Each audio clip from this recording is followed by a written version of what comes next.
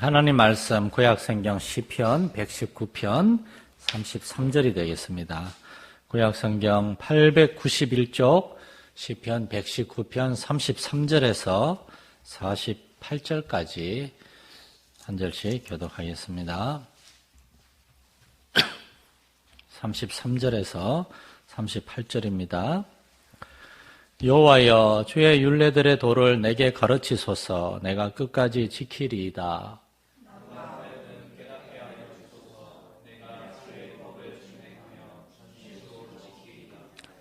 나로 하여금 주의 계명들의 길로 행하게 하소서. 내가 이를 즐거워함이니이다.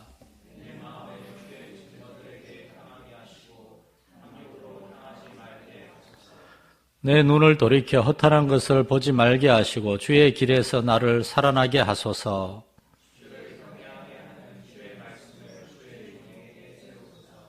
내가 두려워하는 비방을 내게서 떠나게 하소서. 주의 규례들은 선하심이니이다.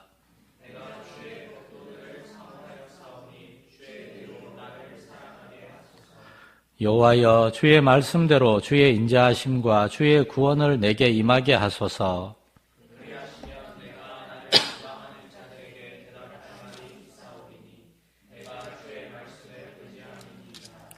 진리의 말씀이 내 입에서 조금도 떠나지 말게 하소서. 내가 주의 규례를 바랐음이니이다.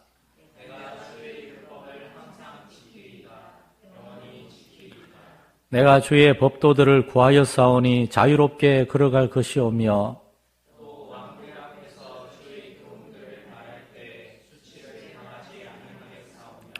내가 사랑하는 주의 계명들을 스스로 즐거워하며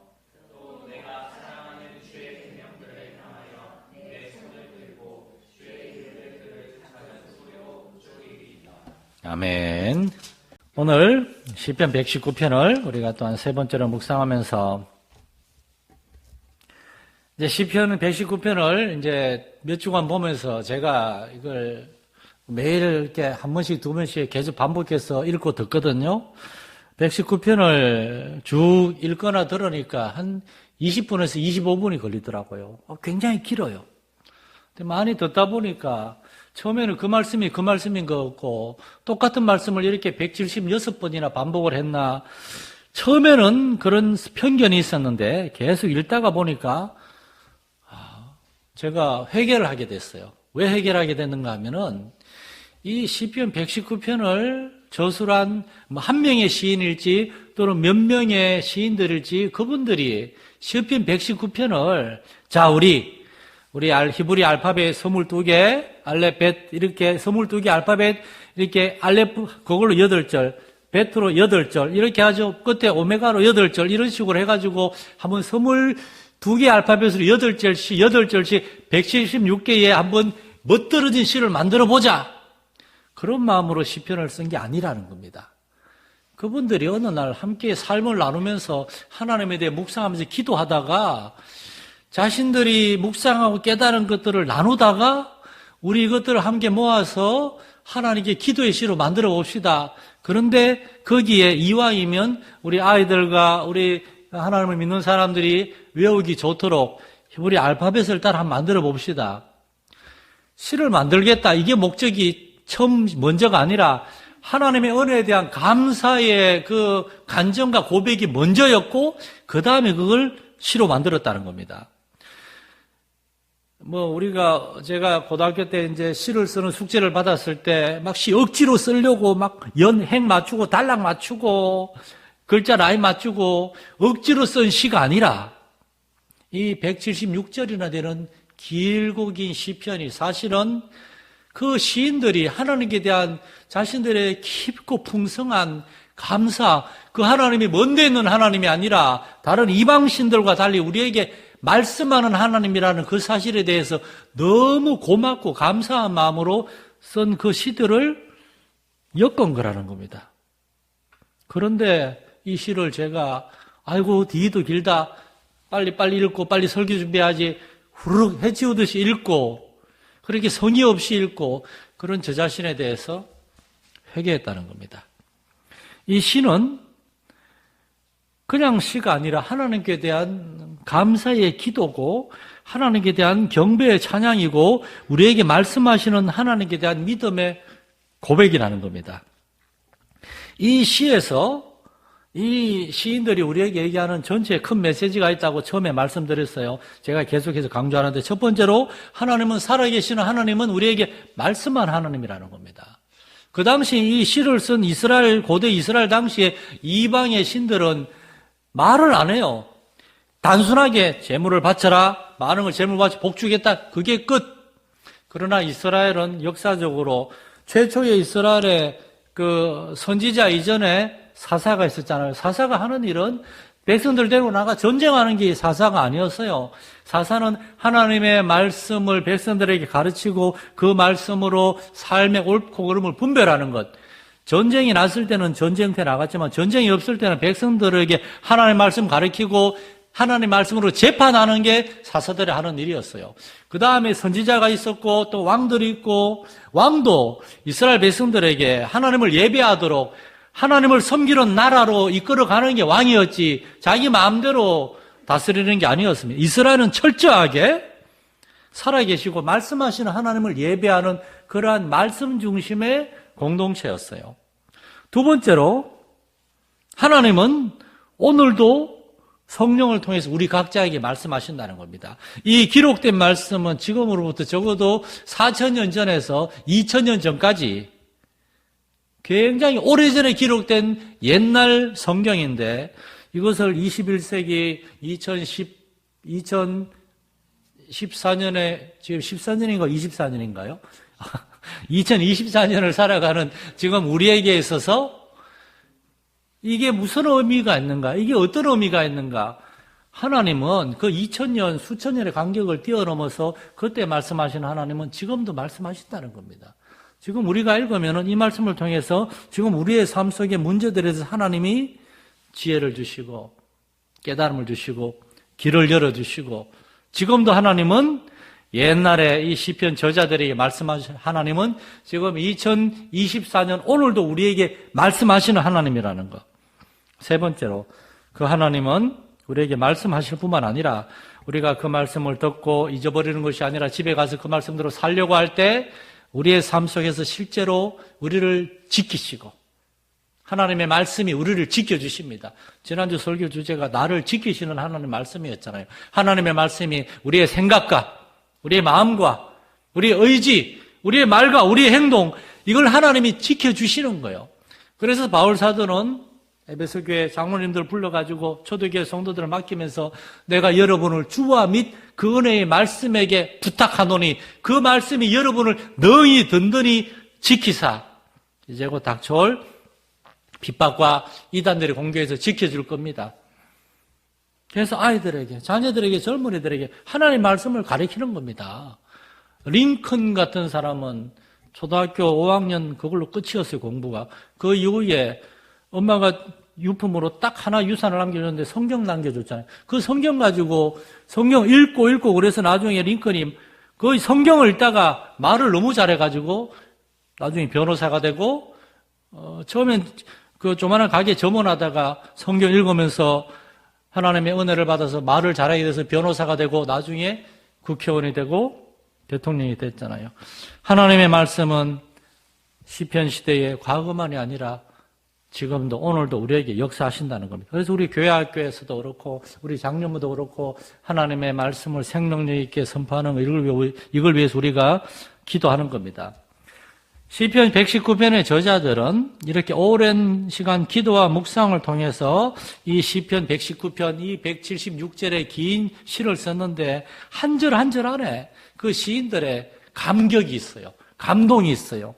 때로는 회개도 있고 주의 말씀이 내 마음에 악한 생각에서 나를 지켜주시고 나를 보호하시고 오늘 성경에도 보면은 이제 내 눈을 돌이켜 허탄한 것을 보지 말게 하시고 내 마음을 탐욕으로 향하지 말게 하시고 사람은 누구나 뭔가에 대한 욕심이 있고 뭔가 세상에 좋은 것들 어릴 때 같이 자는 친구가 30년 뒤에 만났는데 돈 많고 외제차 차고 다니고 그러면은 부럽기도 하고 그런 것들 나도 저걸 그런 걸 목적으로 하고 싶고, 그런 허탄한데, 그런 걸 보지 말게 하시고, 또는 39절에 보면, 사람들의 안 좋은 얘기, 비방 같은 거 들으면은, 그것이 나의 잘못 때문에 그런 것이 왔을 수도 있지만, 내가 정직하게, 신실하게 해도 오해를 받을 수도 있고, 그런 비방들에서도 나를 지켜달라고.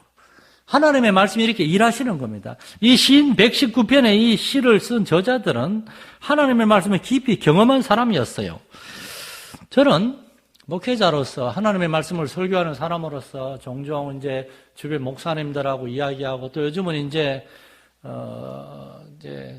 어떻게 무슨 일이 있어가지고 이제 서울신대 교수로 있는 제 친구 교수님들이나 몇몇 이제 목사님들하고 카톡으로 목회와 설교, 교회를, 성도들을 가르치고 섬기는 데 많은 걸 이야기를 주고받는데 제가 느끼는 것 중에 하나는 오늘날 많은 목회자들이 하나님의 말씀을 신실하게 설교하고 가르쳐야 될 목회자들이 하나님의 말씀에 대한 어떤 믿음과 헌신이 약해져 있다는 겁니다. 제가 자주 인용하는 이제 마틴 로이드 존스 목사님은 1927년에 목회를 시작했습니다. 그래서 1968년까지 거의 40년 가까이 목회를 하셨죠. 그분이나 또는 1970년대, 68년, 70년대 미국에서 목회를 시작해서 지금도 이제 80이 훌쩍 넘었는데 아직도 목회하고 있는 미국의 존 메가드 목사님. 이분은 미국의 로이드 존스라고 그러죠. 이런 분이나 또는 이제 여러분 제가 이제 앞으로 종종 자주 인용할 텐데 폴 워셔의 걸 기억하면 됩니다. 폴 워셔 목사님이라고 저보다 나이가 한 4, 5살 많은 분인데 이분이 요즘 미국의 젊은 목사님인데 이분이 이제 몇 년 전에 설교하신 게 있는데 그게 21세기에 10대 설교 중에 한 편입니다. 이분이 40대 초반에 한 설교인데 21세기에 로이드 존스나 스펄전, 무디 포함해서 가장 위대한 설교 10편을 뽑았는데 폴 워셔 목사님 설교가 거기 들어갔어요. 그 설교를 제가 수도 없이 들었는데 40대 초반에 이런 설교를 할 수가 있구나. 나는 50대 초중반을 향하여 나가는데 참 정말 위대한 하나님 종이다 싶었는데 이런 분들이 공통적으로 얘기하는 게 오늘날 교회의 문제는 목회자여 설교자들이 하나님의 말씀에 대한 믿음이 부족하고 하나님의 말씀에 대한 성실한 준비가 부족합니다. 그런 얘기를 많이 하는 거예요. 저 역시 이제 올해 들어서 특별히 하나님의 말씀 사역. 왜냐하면은 하나님의 말씀이 온전히 선포되고 성도들이 그 말씀에 은혜 받고 막 변화되고 성도의 참된 그 교제를 나누고 그래야지 하나님이 사람들을 보내주시는 거죠. 그런 면에서 저 자신이 말씀 사역자로서 너무 부족함을 느껴가지고 기도 많이 하고 있는데 이 119편을 보면서 제가 회개를 많이 했습니다. 119편을 쓴 저자들은 정말 억지로 하나의 멋진, 길고 멋진 시를 만들어보자 그런 마음이 아니라 높고 영원하신 하나님에 대한 깊은 경배와 감사의 그 마음으로 이 시편을 기록한 겁니다. 지난주에도 말씀드렸지만 시편 90절, 119편은 90절과 122절 두 절을 제외한 나머지 174개의 구절들에 대해서 전부 다 하나님의 말씀에 대해서 이야기하고 있어요. 하나님의 말씀. 하나님은 살아계시고 지금도 우리에게 말씀하시는 하나님이다. 특별히 오늘 이 33절에서 48절은 이제 시편 119편의 22개의 단락 중에서 5번째와 6번째 단락입니다. 이 2개 단락을 일부러 오늘도 하나로 묶어서 이게 제가 말씀을 나누는 거는 쭉 읽는데 특별히 이 33절에서 48절이 하나의 독립대로 딱 때려가지고 하나의 시편이라 그래도 전혀 지장이 없을 만큼 서론, 본론, 결론이 명확한 거예요. 33절, 이 단락의 첫 구절인 33절은 이렇게 시작합니다. 여호와여 주의 율례들의 도를 내게 가르치소서 내가 끝까지 지키리이다. 그리고 마지막 절인 48절은 47절, 48절은 이렇게 끝이 납니다. 내가 사랑하는 주의 계명들을 스스로 즐거워하며 또 내가 사랑하는 주의 계명들을 향하여 내 손을 들고 주의 율례들을 작은 소리로 읊조리리이다. 이게 뭘 의미하는가 하면 여러분이 지금 그냥 처음 들었으니까 이게 와닿지 않겠지만 계속 읽다 보면요. 하나의 발전이 있습니다. 33절에서는 하나님의 말씀의 기능, 하나님의 말씀의 역할, 하나님의 말씀을 읽어야지 그 말씀이 나를 가르치고 나의 삶을 지키시고 하나님의 말씀이 나를 위해 이런 일을 하실 것이다. 그러면서 그 뒤에 여러 가지 얘기를 해요. 하나님의 말씀이 나의 마음을 지키시고 탐욕에서 지키시고 허탄한 데 눈 돌리지 않게 하시고 사람들의 어떤 비난과 그런 데 나를 지키실 것이고 하나님의 말씀을 우리가 읽고 묵상하고 연구하면은 그 말씀이 우리를 지켜주고 보호하실 것이다. 그런 하나님의 말씀의 기능, 역할에 대해서 얘기합니다. 그게 중요하죠. 사람은 왜 사람입니까? 사람은 하나님을 닮았기 때문에 사람인 겁니다. 오늘날 진화론자들이나 불신자들은 사람이나 짐승이나 똑같은 동물이다 그러면서 사람도 똑같고 이렇게 이제 길 가다가 고양이 발로 차면은 잡혀갑니다. 뭐 그러지 않겠지만 개 뭐 발로 차면 잡혀갑니다. 그럼에도 불구하고 사람은 다르다는 것입니다. 짐승이란 본능을 따라서 먹고 번식하고 싸우다가 결국은 죽을 운명이에요. 그런데 여러분, 만약에 사람이 하나님을 모른다면, 하나님과 아무런 관계없이 그냥 살아간다면 미안하지만은 사람도 짐승들하고 똑같이 그렇게 먹을 것을 위해서, 어떤 부를 위해서, 성공을 위해서, 본능을 위해서, 우리의 본능이 뭡니까? 먹는 것들에 대해서, 어떤 생존에 대해서, 어떤 돈에 대해서, 성적인 것에 대해서, 어떤 그런 것에 대해서 우리의 본능만을 따라서 살다가 때가 되어 죽을 운명이라면 미안하지만은 우리가 하나님의 형상과 모양을 따라 창조된 사람이지만 그 사람의 거룩한 그거는 아무 의미가 없어지는 거예요. 사람은 다른 짐승들과 달리 하나님이 우리 안에 허락하신 거룩하신 속성들이 있어요. 하나님께 교제할 수 있고 하나님의 사랑을 깨달아서 우리도 사랑할 수 있고 이해하고 용납하고 사람 안에는 이렇게 다른 존재와 달리 하나님과 친밀한 교제를 할 수 있고 하나님과 의사소통을 할 수 있어요. 사람만이 하나님의 말씀을 들을 수가 있습니다.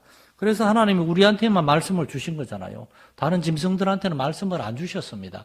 다른 짐승들은 본능을 따라 살면은 그게 하나님의 뜻이에요. 사자는 여러분 사자 옆에 가면 자 먹힙니다. 그런데 사자는 죄를 지은 게 아니에요. 그게 하나님의 법칙이니까.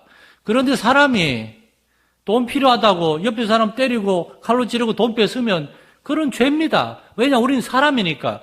우리는 하나님을 닮은 존재요. 하나님의 법을 따라야 되는 존재니까. 사람의 인생이란 그래서 하나님을 알아야 되고 그 하나님이 어떤 분이신지를 알아야 되고 하나님이 나에게 허락하신 삶을 나는 어떻게 살아야 되는가 이런 걸 가지고 고민하고 실험해야 되는 겁니다. 그러다가 마침내 어느 날 우리가 하나님을 깊이 깨닫게 되고 정말 하나님이 살아계시고 하나님이 나의 부모님을 통하여 나에게 생명의 삶을 주셨고 우리 교회 공동체를 통하여 내가 하나님을 알게 하셨고 하나님이 나에게 이러한 삶을 살길 원하시는구나. 그걸 깨달았을 때 그러니까 하나님의 뜻과 그 뜻이 나에게 깨달아졌을 때 그래 내가 원하는 것이 하나님이 원하는 거하고 상관없는 게 아니라 내가 원하는 거를 하나님의 뜻하고 맞추자. 물론 조금 다를 수도 있어요. 그럼에도 불구하고 하나님의 뜻 앞에 나의 뜻을 굴복시켜서 하나님의 뜻이 나의 뜻이 되고 나의 뜻이 하나님의 뜻이 되는 그 체험이 있습니다. 그래서 그때 내가 이제 이렇게 살면서 이러한 삶을 통하여 하나님을 영화롭게 하고 하나님을 섬기겠다 결단하는 그 시간이 있어요. 젊은이들은 그런 결단의 시간이 필요하거든요. 물론 어른들도 중간에 이렇게 막 흔들리고 이렇게 손에 쟁기를 잡고 뒤를 돌아보다가 왜 뒤를 돌아보면 안 됩니까? 뒤를 돌아보면 반드시 저쪽으로 가게 됐으니까요. 딴 데로 가게 됐으니까. 딴 데로 갔다가도 다시금 앞을 바라보고 어른들도 돌아와야 되는 결단이 있죠. 이렇게 해서 살아계신 하나님을 알고 하나님의 뜻을 따라 살아가는 것, 세상의 처세술과 세상의 지혜가 아니라 하나님의 말씀을 가르침을 받음으로 살아가야 되는 것. 이것이 하나님의 말씀의 역할이라는 겁니다. 로마 제국 시대에 타락한 사람들은 로마 시대에 얼마나 그 먹을 것이 풍부하고 전 세계를 다 정복해서 먹을 걸 가져왔으니까 내일 죽을 터이니 먹고 마시자 즐기자. 이게 그들의 모토였어요. 우리도 그렇게 살기를 원하십니까? 돈 많이 벌어서 맛있는 거 많이 먹고 살고 즐기고, 여기 장권사님 계셔서 참 죄송하지만 아마 장권사님 그렇게 생각하실 거예요. 이제 권사님 저기 호주나 미국 같은 데 여행 가가지고 맛있는 거 먹고 그렇게 고생 직사히 하고 오고 싶으세요? 아니요. 거기에 있는 자녀들이 와가지고 권사님 장로님 옆에서 맛있는 거 사가지고 여기서 같이 식사하고 교제하고 대화하고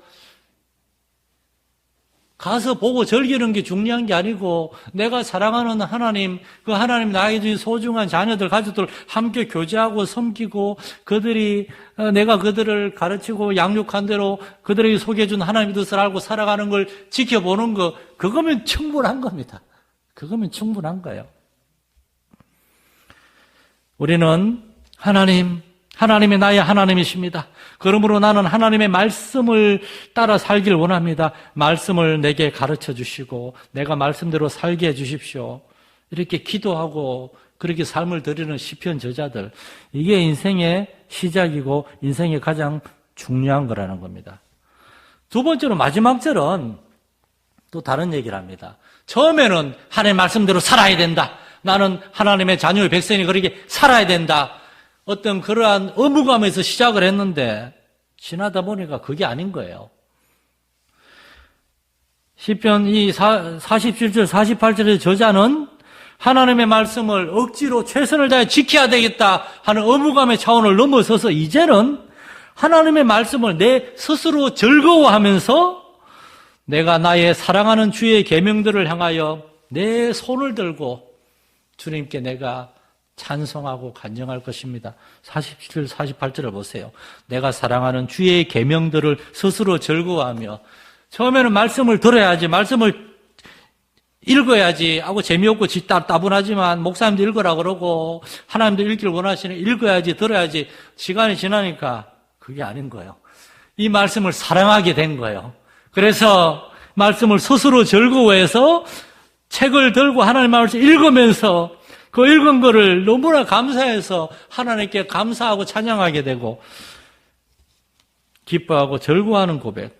시편 119편 전체에, 시편 전체는 굉장히 했지만 119편에만 하나님의 말씀으로 인하여 내가 기뻐하고 즐거워합니다라는 말이 12번이 나와요. 12번이.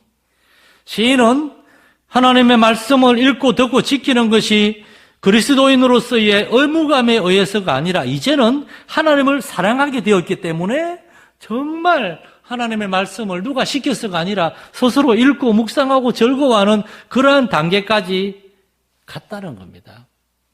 제가 늘 말씀드리잖아요. 신앙생활은 억지로는 오래 못합니다. 마침내 하나님의 은혜와 사랑이 내 마음에 부원받아서 너무나 감사해서 교회에서 교회 오라 그래서가 아니라 너무나 하나님 감사해서 내 스스로 즐거움으로 예배에 나오고 하나님의 말씀을 듣고 다른 성도들을 돌아보고 섬기게 되는 것, 그러한 은혜가 저와 여러분의 있기를 축원합니다.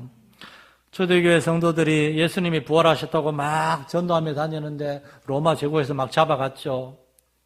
신문하고 그러는데 한 로마 제국의 한 우상을 섬기는 한 학자가 이런 질문을 던졌다 그럽니다.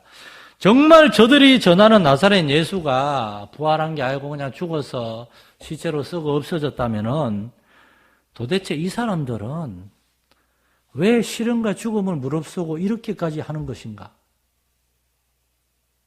나는 잘 모르겠다. 그렇게 얘기했다는 겁니다. 초대교회 성도들이 왜 죽음을 무릅쓰고 혹독한 시련과 고난을 무릅쓰고 예수 그리스도 부활을 정언하고 고난을 마다하지 않아서, 왜냐하면 예수님이 부활하신 걸 봤기 때문에, 목격자유 증인들이기 때문에 오늘 우리는 그들의 기록을 가지고 있는 겁니다. 그래서 우리도 살면서 우리도 시련을 만날 수 있고 어려운 일을 만날 수 있지만은 하나님 살아계시고 그 아들을 통해서 우리에게 구원의 선물을 주셨고 지금도 우리에게 말씀하시고 그러므로 우리도 하나님께 감사함으로 그 예수 그리스도를 따라 살기로 결단하고 순종하고 그렇게 되는 거죠. 시편 57편에서 다윗이 이런 고백을 하거든요. 시편 57편 7절부터 보면 하나님이여 내 마음이 확정되고 확정되었사오니 이제 내가 노래하고 내가 찬송하리로다. 내 영광아 깰지어다. 비파야 수고마 깰지어다. 내가 새벽을 깨우리로다. 주여 내가 만민 중에서 주께 감사하며 뭇 나라 중에서 주를 찬송하리이다. 어른이를 만날 수가 있어요. 뭔가 일이 뜻대로 안 풀릴 수가 있어요. 그럼에도 불구하고 우리는 감사하고 찬양해야 되고 또 그렇게 할 수 있습니다. 그게 은혜입니다. 그게 은혜를 받는 거예요. 폴 워셔 목사님이 이분 얘기를 자꾸 하는 게 어제 오늘 이분 설교를 굉장히 많이 들었거든요. 그분이 오늘 오후에 어떤 뭐 봤는데 설교 시작하고 10분 동안 이 얘기만 하더라고요. 여러분 예수 그리스도를 바라보세요. 예수 그리스도를 좀 바라보세요. 우리를 너무나 사랑해서 사람이 되어 우리에게 오신 예수 그리스도를 좀 바라보세요. 울면서 계속 그 얘기만 막 한 10분 가까이 하시더라고요. 그런데 이렇게 얘기하면 성도들이 따분해할 건데 그러면서 듣는데 막 제가 막 눈물이 나는 거예요. 나는 예수 그리스도를 바라보고 있는가? 예수 그리스도를 바라보고 있는가? 조금만 어려운 일이 있겠어. 조금만 목회에 뭔가 정말 힘들고 그런 게 있어도 예수님 바라보지 못하고 사람 바라보고 환경 바라보고 어려운 일 바라보고 폴 워셔 목사님 저한테 영진 형제 예수 그리스도만 바라보세요. 그분만 바라보고 그분만 의지하세요. 막 그렇게 얘기하는 것 같더라고요. 사랑하는 성도 여러분, 우리도 하나님의 말씀을 통해서 하나님을 알고 하나님의 복되신 아들 예수 그리스도를 바라보고 우리의 삶 속에서 하나님의 인도하심과 하나님의 구원하심을 날마다 경험할 수 있는 저와 여러분 될 수 있기를 간절히 소망합니다. 하나님 아버지, 시편 119편의 저자들은 그냥 멋진 시 하나 만들어보자 그렇게 머리를 맞대어서 이 시를 편집해서 만든 것이 아니라 각자가 체험한 하나님의 놀랍고 풍성한 은혜와 사랑, 특별히 우리에게 말씀하시는 하나님의 생명의 말씀에 대한 그들의 체험을 나누고 거기에서 이 간증과 체험들이 모여가지고 시편 119편이 탄생된 줄로 믿습니다. 우리 사랑하는 성도들에게도 하나님의 살아계심과 하나님 우리에게 말씀하시고 우리의 삶을 이끌어 가시는 그 은혜에 대한 체험이 있게 하시고 간정이 있게 하시고 감사와 고백이 있게 하여 주옵소서. 그래서 우리의 신앙생활이 억지로가 아니라 기뻐함과 즐거움으로 하나님을 예배하고 하나님의 말씀을 듣고 배우고 전하고 나누는 삶이 되게 하시고 이러한 삶을 통하여 하나님 영광 받아주시고 우리 주변의 사람들에게 이 놀라운 하나님의 은혜와 사랑, 이 생명의 말씀이 증거되는 역사가 있게 하여 주시옵소서. 우리 주 예수님 이름으로 기도드립니다. 아멘. 하늘에 계신 우리 아버지, 아버지의 이름을 거룩하게 하시며 아버지의 나라가 오게 하시며 아버지의 뜻이 하늘에서와 같이 땅에서도 이루어지게 하소서. 오늘 우리에게 일용할 양식을 주시고 우리가 우리에게 잘못한 사람을 용서하여 준 것 같이 우리 죄를 용서하여 주시고 우리를 시험에 빠지지 않게 하시고 악에서 구하소서. 나라와 권능과 영광이 영원히 아버지의 것입니다. 아멘.